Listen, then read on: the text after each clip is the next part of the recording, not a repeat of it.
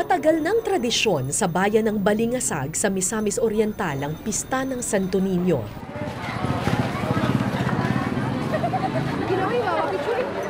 Pagpupugay sa kamusmusan at inosenteng pag-iisip ng mga bata. Bawat isa sa mga imahe, inaalagaan, inaawitan, pinakaiingatan.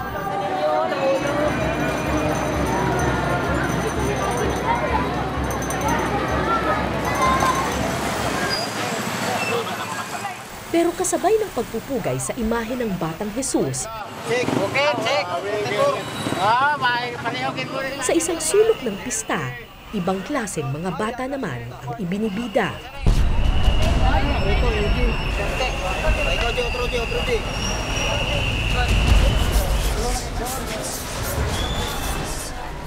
Hindi para awitan, alagaan o pakaingatan, kundi para isabak sa bakbakan.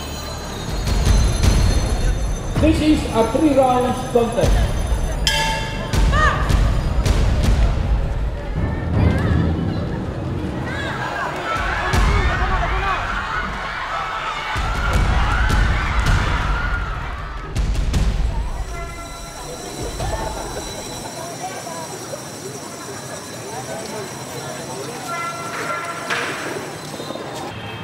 Taon-taon tuwing pista ng Santo Niño, isinasabay ang boxing tournament ng mga bata sa Balingasag. Dumadayo pa mula sa iba't ibang bayan ng mga kalahok para makipagtagisan ng suntukan sa iba pang bata. Clamado.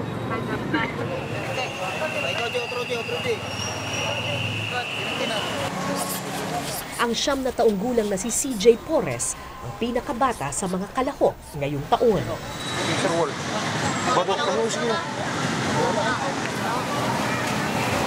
Nanggaling pa sa kabundukan ng Claveria si CJ kasama ang kanyang ama at mga kapatid.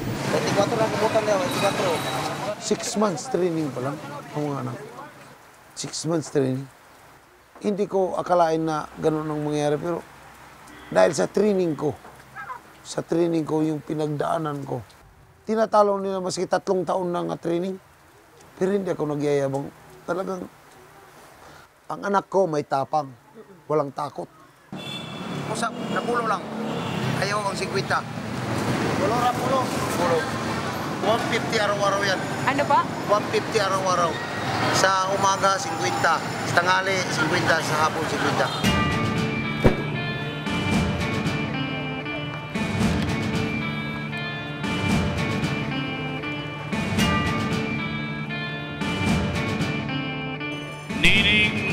Kapunon at tulgayon sa pagsaulog sa itong... Alas 3 ng hapon, nagsimula na ang bakbakan.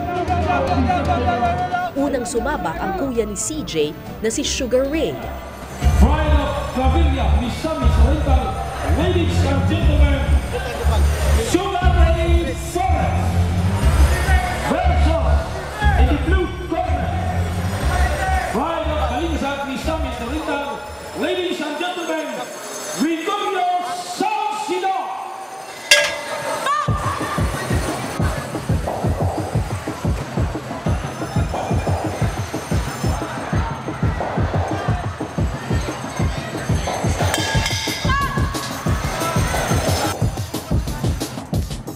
Dikit ang laban ng dalawang bata, sunod-sunod ang palitan nila ng suntok.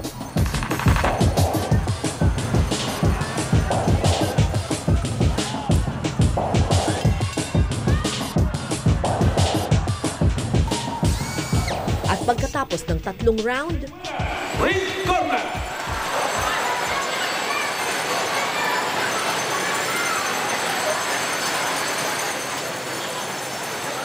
pagkatapos ng kuya, si Bunso naman ang sasalang. In the ring corner, Pride of Claveria, Misamis Oriental, ladies and gentlemen, Maynard Flores versus in the blue corner, Pride of... Ang makakalaban ni CJ ang 10 taong gulang na si Edmark. Mas matanda, mas matangkad, mas matagal nang nag-iensayo sa larangan ng boxing.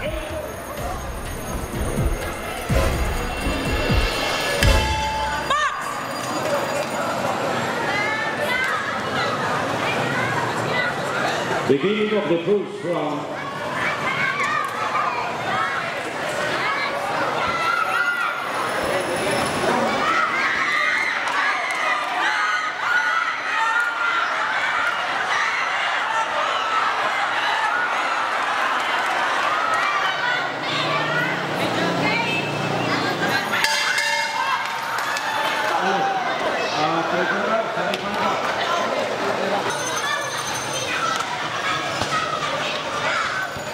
Pagpasok ng round 2, nakakaganti na ng suntok si Bunso.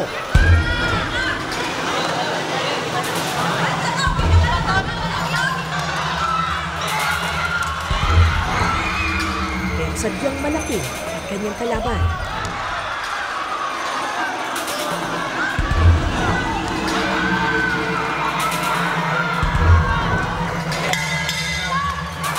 End of the second round.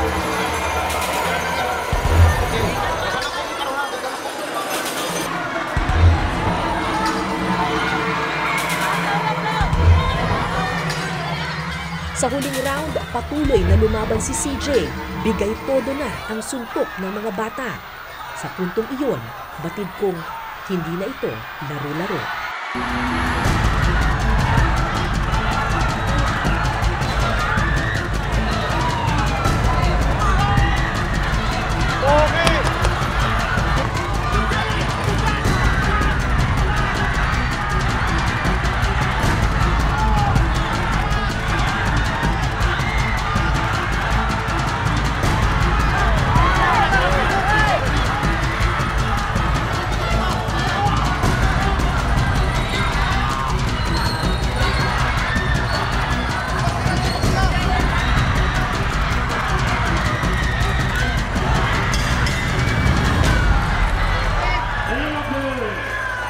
Last round.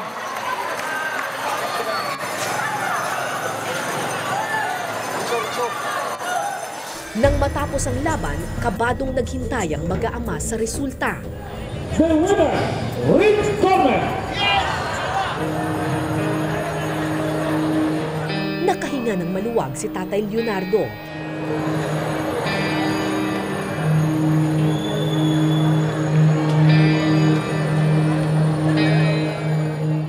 Namutawi ang ngiti sa mukha ni CJ, tapos na ang bakbakan at pwede nang bumalik sa kamusmusan. This afternoon,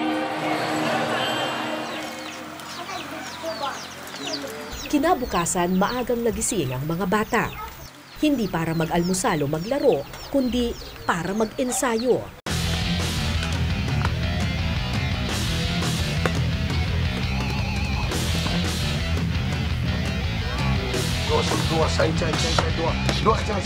Tulad ng kanyang mga anak, maaga ring namulat sa pagboboxing si Tatay Leonardo.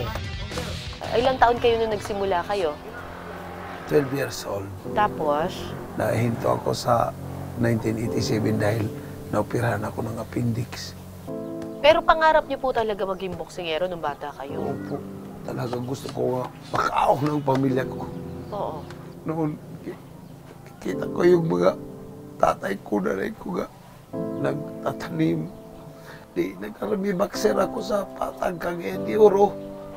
1 year. Oo. Inano ko rin nga, hindi rin makakatulong ng professional. Pag professional ko, doon ako na-operahan po. Ang naudlot na pangarap ng ama, pilit niya ngayong binubuhay sa mga bata. Dua tulo, igo, gawas.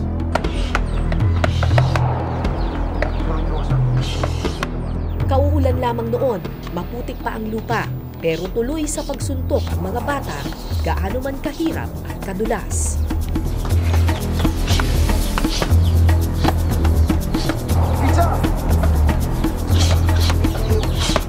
Good. Ano itong punching bag na ito? Saan gawa yan?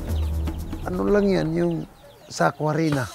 Asa ako na, Yung sako ng harina. harina. Anong laman sa loob? Ano, buhangin at saka lupa. Matigas yan. Tigas nga nun. Matigas yan. Di ba yan masakit sa kamay ng mga Masakit bata? talaga sa kamay. Eh baka maano yung mga bata, tsaka parang ang laki ng gloves sa kanya. Ano, gusto talaga nila ng boxing.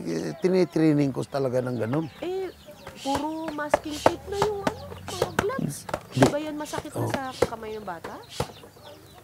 Pero hindi man sila rumireklamo dahil gusto talaga nila ng boxing.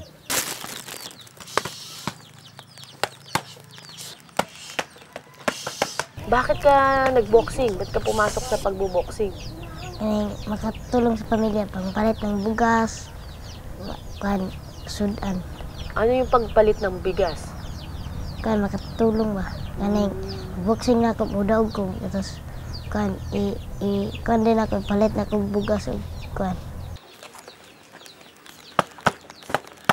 Hindi po ba parang napakabata pa ni CJ para mag-boxing?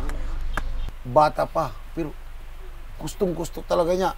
Gusto niya lalaban siya. Oo, gusto niya maka-sparring talaga, yung lalaban talaga siya. Ang ginagawa ko dyan, doon na lang kami sa kutsing. Binubugbog ko yan, makakita ka, binubugbog ko yan sa kutsing. Makakita ka mamaya, bugbugin ko yan sa kutsing. Magaling yan! Pak! Pak! Kakauntir niya, pak! Pak! Mamaya. Pagdating ng tanghali, naghanda para kumain ang mga bata. Pero imbis na bigas at ulam, Giniling na mais ito. Mas maganda daw po yung mais kasi mas wala siyang sugar, hindi mataas yung sugar at saka yung carbohydrates.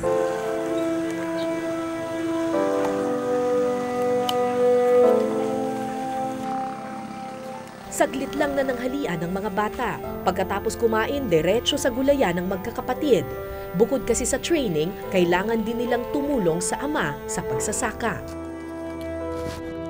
Araw-araw, ganito ang buhay ng magkakapatid. Magtatanim para may kainin, magbo-boxing para raw may pangarap na marating.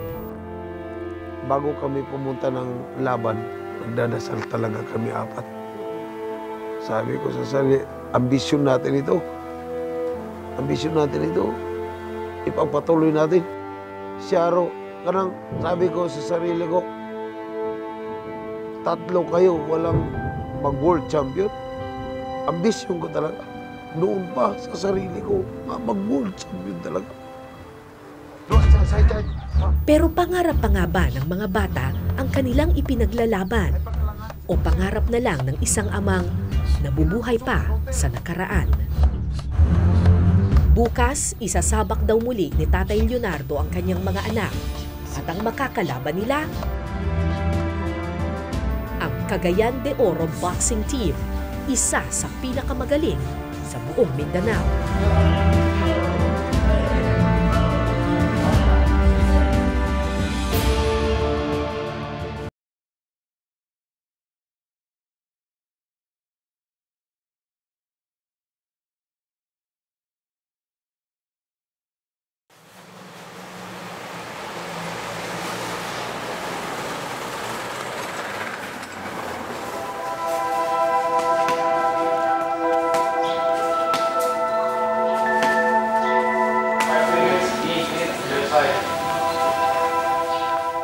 Sa isang lumang boxing gym sa Cagayan de Oro City, 42 batang boksingero ang araw-gabing nag-iensayo.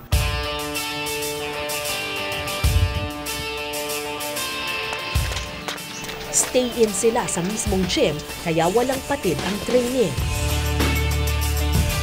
Sa loob ng 4 na taon simula nang mabuo ang grupong ito na ang kanilang naging tahanan, eskwelahan at daan tungo sa kanilang inaasam. Ito kasing willing na nakakatulong din sa mga bata, lalo na sa mga mahirap lang. Tapos malayo sa mga bisyo. Siyempre, pag nandito sila sa gym, parang naging mature din yung isip nila nga, may kinabukasan, bakit bata pa tayo. Mayroon din pala tayo na sabihin na marating. Ang CDO Boxing Team ay proyekto ng lokal na pamahalaan ng Cagayan de Oro.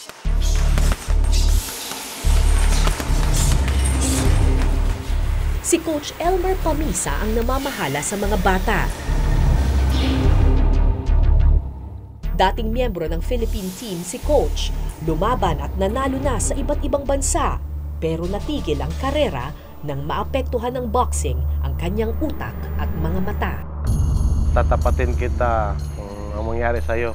Maparalyze ka or mamatay. Kung puputok, kung matatamaan. Kung gusto ko pa maglaro.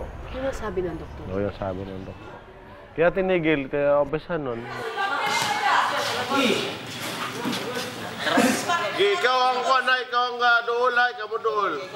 Aminado si Coach na peligroso ang larong boxing, lalo na sa mga bata. Pero kung mabibigyan daw ng tamang ensayo ang bawat isa, mababawasan daw ang tsansa na maaksidente o mapuruhan ng boksingero. Pag yung boxing, gawin mo lang pera-pera. Na kahit wala kang training, maglaro ka. Delikado talaga kung ganun yung attitude mo. Pero kung paghandaan mo naman ng maayos, handaan mo ng maayos, hindi naman delikado kasi sakto ka eh.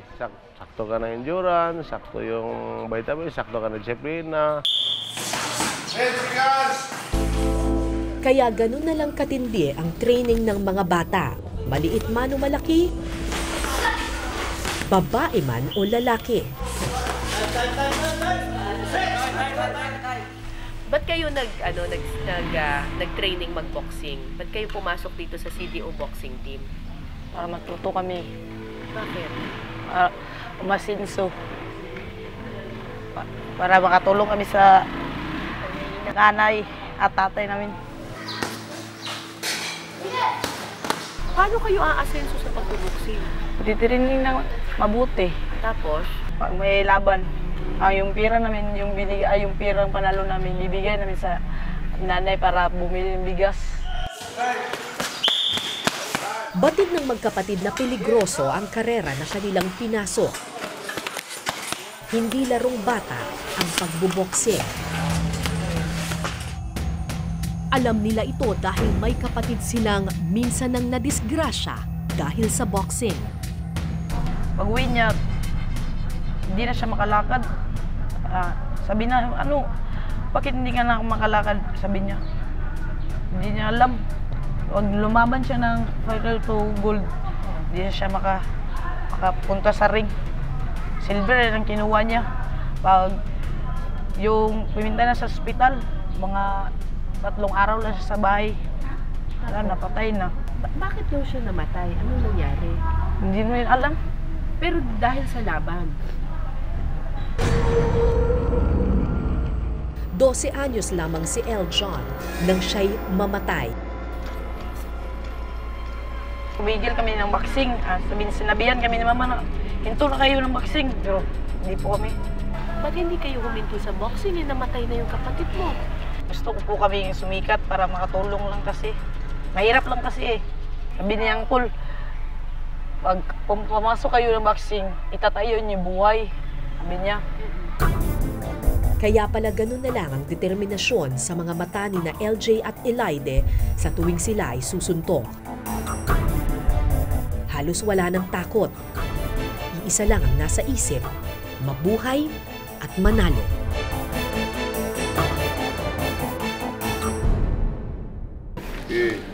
Mero, Tyrell, LG. Kinabukasan maagang nagising ang CDO boxing team. Pag-abot sa sakyanan, katulad na yung mga dula. May panibagong bakbakan na naman silang sasalihan, ang lingguhang Boxing at the Park, kung saan nagtatagpo ang iba't ibang batang boksingero. 2, 3, 4, 5, 6, 7.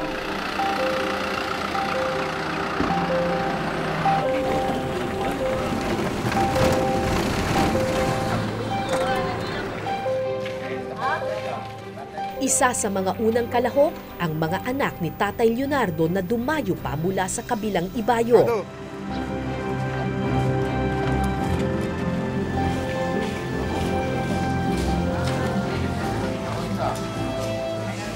Ali, long. Torres? Hello, Marne. Si Kapitan na rin. Puris na. CJ. CLJ Forest na. Importanteng makuha ang tamang timbang ng bawat kalahok para masiguradong walang madedehado. 54.8. 27.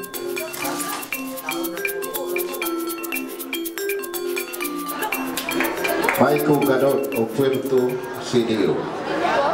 Next nga bout from the red corner, Elaide Pamisa of Carmen CDO. First round.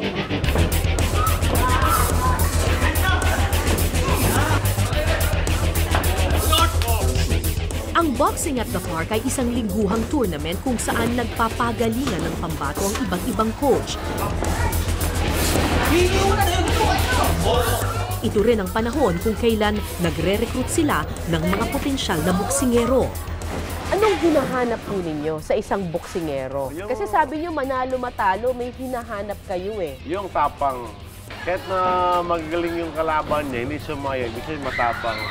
Yung tapang kasi, hindi mo maituturo yun sa bata eh. Sa kanya talaga sa loobin niya yun. Oo. Puro yung talino at galing, matuturo mo yun.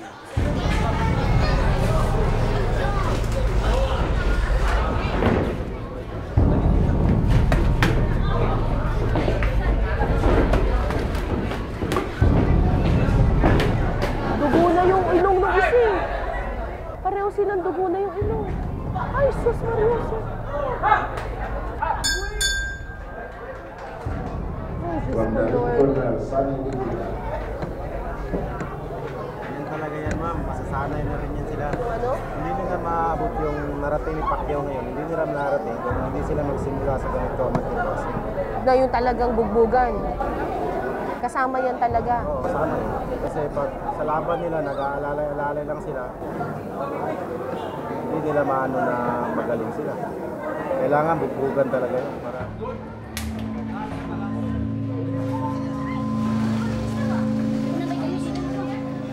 Maya-maya, sumalang na sa bakbakan ng isa sa mga kuya ni CJ. Makakalaban ng kanyang kuya Leonard, ang isa sa pinakamagaling ng Cagayan de Oro boxing team. First round. First round.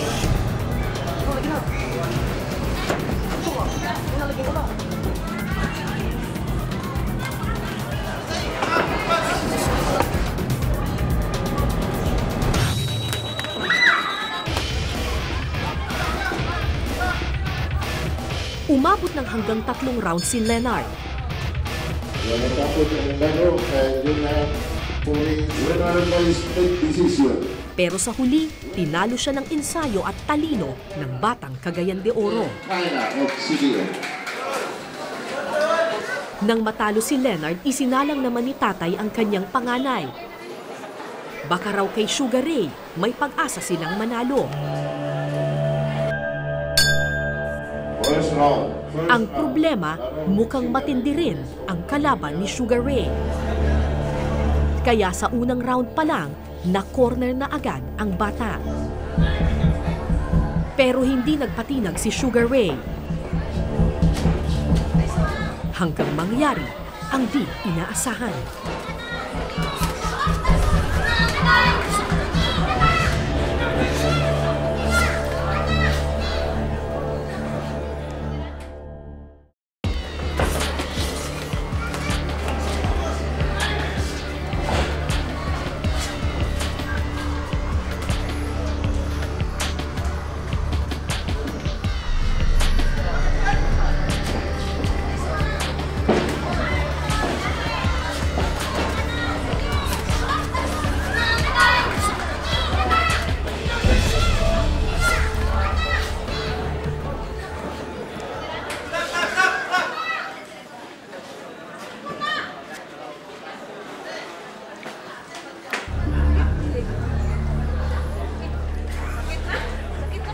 Gusto pa sanang lumaban ni Sugar Ray, pero nagdesisyon ng referee na itigil na ang laban. Winner by TKO for the second round. Winner, low corner, Jericho Akaila of CDO. Next bout, from the red corner, Maiko Gadot from Firto CDO. Okay lang ba yan? Ha? Dagdudugo yung ilong eh. Ano nangyari? Tamaan siya, malakas. Pero sa hangin, aabot siya ng 3 round. Pero tinigil na. Tinigil lang ang referee. Delikado. Tumutulong dugo.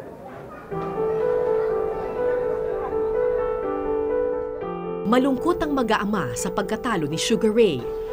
Pero marahil mas mainam na ang matalo kesa tuluyang mabugbog sarado.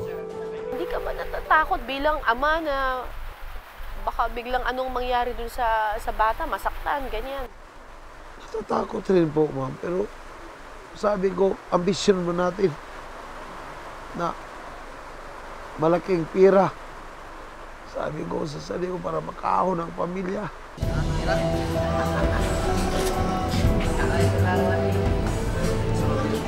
Kahit pa duguan na ang kanyang panganay, isinabak pa rin ni Tatay Leonardo ang kanyang bunsong si CJ sa laban.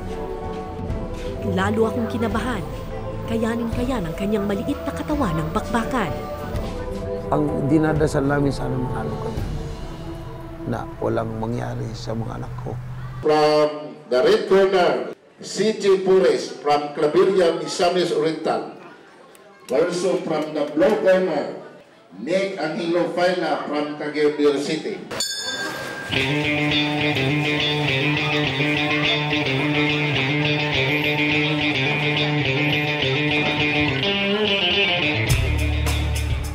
Agresibo si CJ sa kanyang laban, halos di umiilag, tuloy-tuloy ang suntok.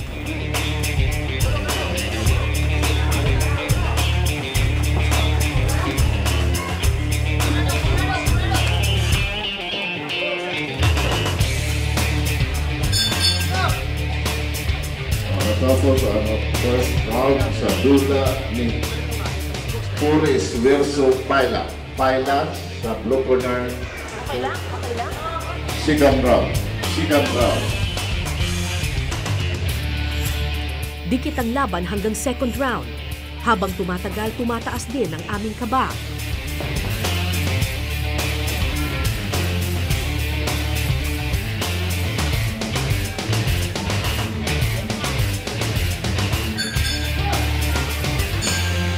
Final round. Sa final round, tuloy ang palitan ng suntok. Seryoso, agresibo, hindi mo iisiping mga bata ang naglalaro.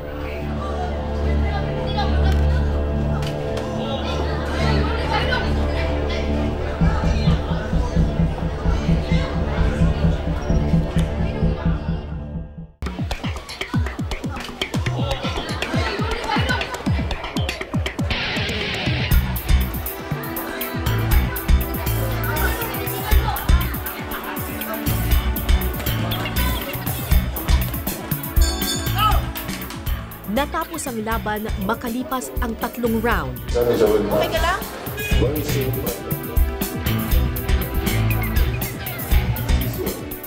Winner, red corner, CJ Pures of Claveria, Misamis Oriental. At sa huli, ang batang si CJ ang nanaig.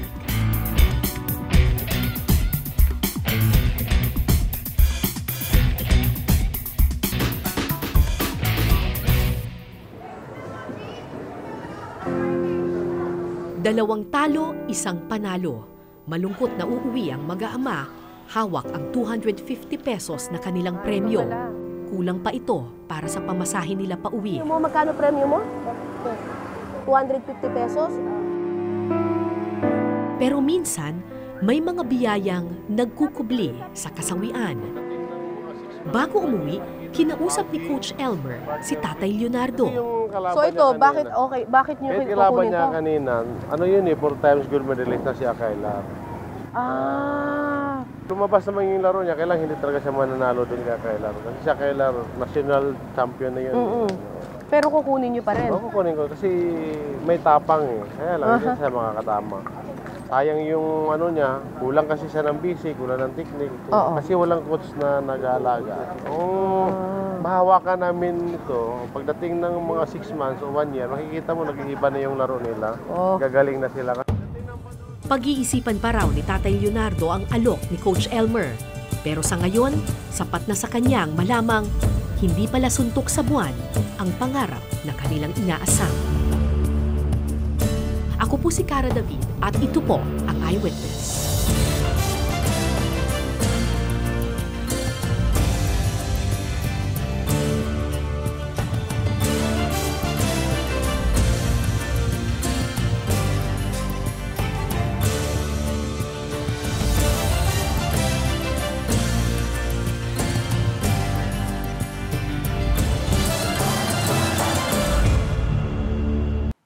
Maraming salamat sa pagtutok sa Eyewitness, mga kapuso. Anong masasabi nyo sa dokumentaryong ito? I-comment na yan at mag-subscribe sa GMA Public Affairs YouTube channel.